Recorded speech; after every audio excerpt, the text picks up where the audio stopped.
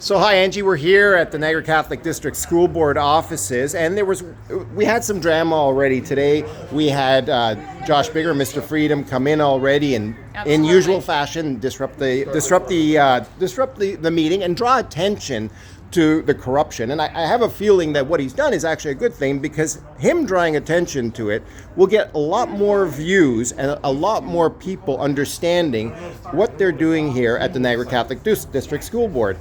What do you think of his strategy and how he did this? Because you know this is calculated on his part, right?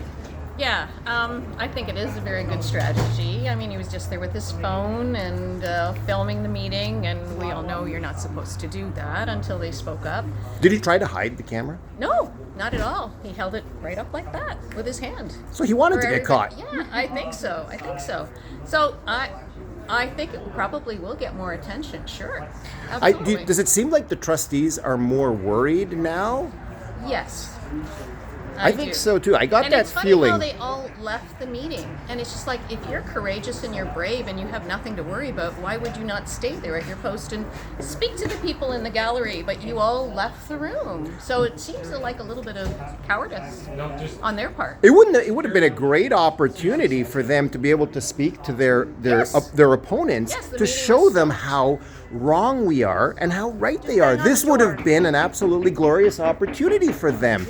To explain to Josh, who's having an outburst, explain to him. It would have been a perfect opportunity, because Josh has an enormous following. He's going to have he may have 100,000 videos or views on his video by the weekend. So he could have they could have talked to him directly. Absolutely. I totally agree with that. And then they could have spoken with us that remained.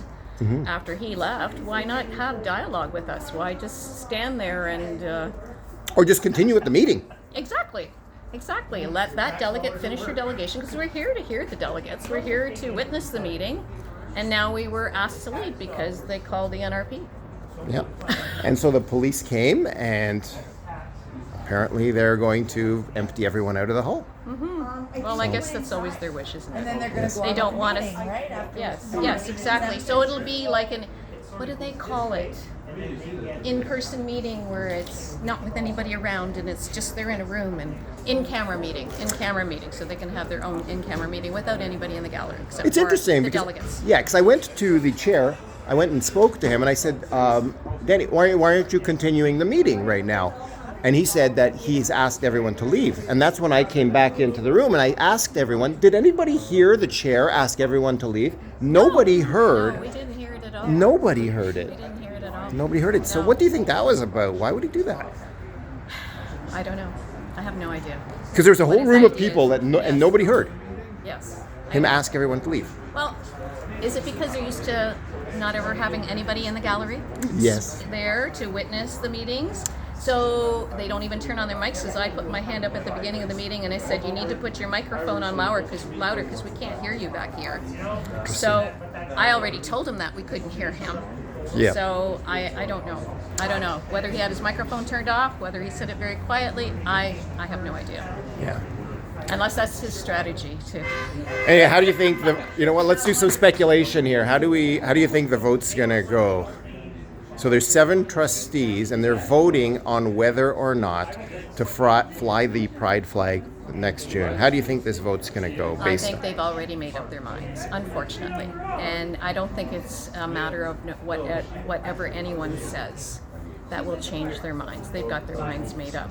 But I did read an article last night. It was very interesting how Mr. Camillo Cipriano said, even in the Bible, Jesus always went to see the people that were minorities or outliers.